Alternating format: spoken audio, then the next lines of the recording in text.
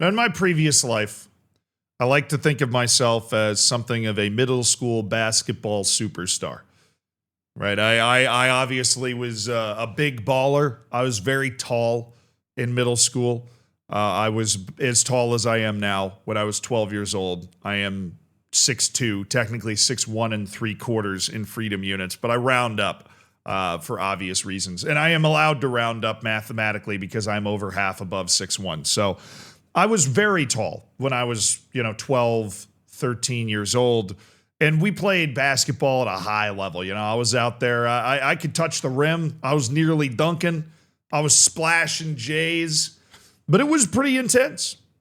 High school, no, not high school. Middle school basketball, it was pretty intense. I remember I missed, this is Zealand PTSD here. I missed two technical free throws in the championship game. This sounds like it's made up, but this is actually 100% a true story. I was a very good shooter, obviously. And we got a technical foul on the other team's coach with 7 seconds left in the championship game, and it was tied. And for those that don't know what a technical foul means you get 2 free throws in the ball. And so if I made one of them, we would have had the lead and the ball. I volunteered. I walked into the huddle and was like, I got it. 80% free throw shooter in middle school. Like, I got it. Put me up there.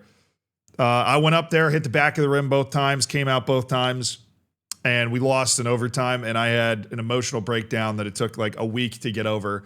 And I practiced thousands of free throws. And now I can hit 40 in a row.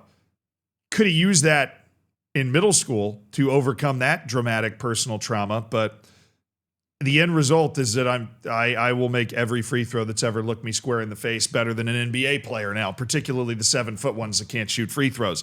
Anyways, that was a packed house. That was like a sold out arena, not arena, but sold out gym. I say sold out. It was just very full. A lot of noise, a lot of shit talking, a lot of parents yelling. The youth sports anywhere in the world gets really intense, but obviously in the U.S. we take things to logical and illogical extremes pretty frequently, and I think youth sports in the U.S. is a very good example of that. All of this is to say that middle school basketball is to get heated. It can get heated. In Kentucky, it went ballistic. Like absolutely fucking nuts. This is a championship game of some county, like some county championship game for two schools that there's some debate between the articles I've read on this. They're either elementary school, which would be hilarious because you're under the age of 12, or they're middle school, right? But the oldest a middle schooler can be if you're not, a merc and is 14.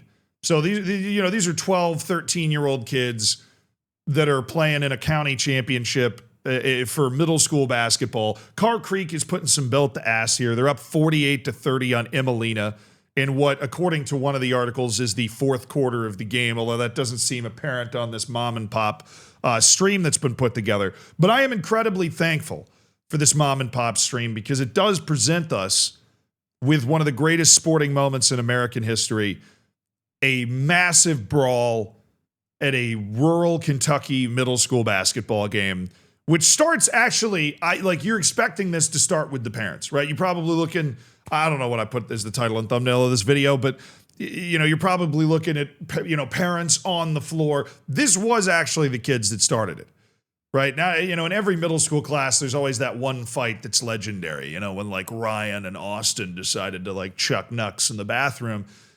This is the most intense middle school fight I've ever seen. Okay, look at the velocity that these two kids come flying onto the camera with. Look at this.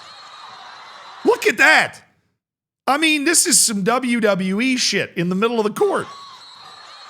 Yo! And you can hear it right at the start of the video, like the crowd and the parents are already reacting. So this started way over there and then ends up just dead on in the middle of the court. I think it's two of the kids that were on the court during play, because your play is actively happening here. So he ends up there, and, obviously, because it's a middle school basketball game, there's like 2 referees and 1 security guard who's just the janitor at the school or something, right? This is not, there are not riot police here. There's not going to be like, actual stadium security stuff going on. So when you have this sort of thing happen in a middle school basketball game, it's gonna just be parents and whatever. The officials are really told to kind of not intervene at this point because these guys are getting paid $25 a game. This is just like something they do for fun on the weekend or whatever. They're not getting paid enough to get punched in the face trying to break up a fight. So they kind of just let this go. At this point, this is coaches and school administrators' jobs to try and break this up. Right, and you see the coaches are the ones that are coming in at first, and a couple of the kids are looking at this going, dude, what the hell's going on? James, go get Justin. And then, of course, the mom and pop announcer, they're communicating with each other. James, go get Justin. I don't know these people, right? I didn't watch the first 3 seasons of Real Housewives of Rural Kentucky, but this is clearly like a group of people. They all know each other. You know what I mean? Like, James, go get Justin. Now we've got a mom out here. Like, this is the first identifiable person that I don't think is part of the coaching staffs. She might be, maybe, but she's not wearing the colors or anything. So I think we start to get parents on the floor when she emerges, But now we're getting more and more parents. And now we've got this dude. I don't know if he's a dad or some sort of extra security guard, but he is definitely rocking like the I clip my phone to my belt vibe. You can hear a kid crying at some point. I think the guy that ended up on the bottom of this fight, according to one of the articles, actually left bleeding. So this was a very serious fight in the first place that warranted a pretty significant reaction. Right. And obviously that sucks. That's sad. And you should get to the bottom of it and make sure that the right people are punished for that. But then we go from that sad to this just gets really funny as long as you're not Ryan. And here we go. He's calling it like a WWE fight. Here we go. Because this guy's come in to try and fight somebody. I don't know who the person is he's trying to fight. Parents obviously get a little crazy when things are about their kids. And if your kid just got sauced and tossed and beaten up in the middle of the floor, I would imagine that you're probably trying to fight somebody. And that's, this guy's coming in hot, right? There are better ways to handle that, but you can at least understand where the emotions are coming from here. This isn't like a completely out of the blue situation. This dude comes in like a missile, and that obviously, and as our commentator has said, and here we go. It's showtime. Let's get out of here. Let's get the ball game. Hey. Like, obviously, once somebody injects that kind of, I'm going to borrow a football term here, once somebody injects that kind of pace to proceedings, the whole energy changes. The announcers are like, oh, let's get out of here. Like, this isn't good. Let's call the game. I like it. I like to, up to this point, they thought that the game was going to continue. When, let's be honest, this game was over the moment those two kids decided to throw down in the middle of the octagon there. Look here. This ball game's got to get over.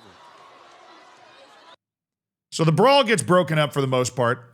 We've got whoever this Good Samaritan is kind of carrying somebody off. But the initial injector of pace is still going nuts over here. We've got who I presume to be the security guard, which is this guy right here. And then over here is where the drama is still happening. Right? Like this guy, they keep trying to hold this guy back. This is the guy. I don't know. This is the guy. He's still going. He's still going. He's still going. He's still going. They're trying to hold him back. I'm gonna give you a guess now. That's Ryan.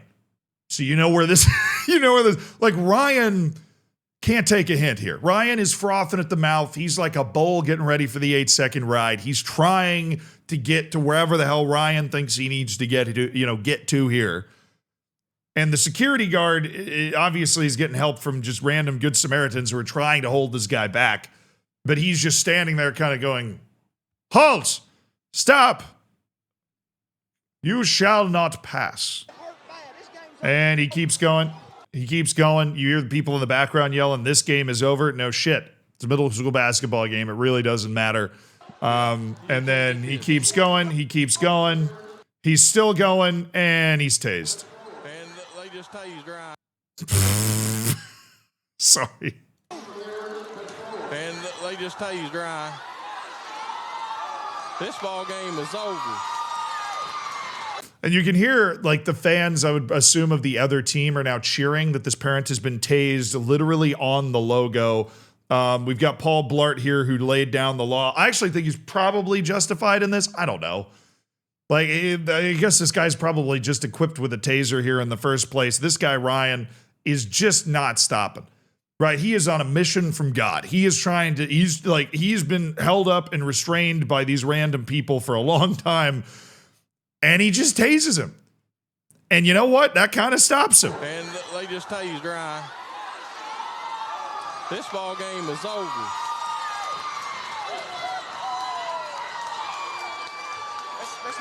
Yeah, we're going to end our live feed. This game has got to come to an end.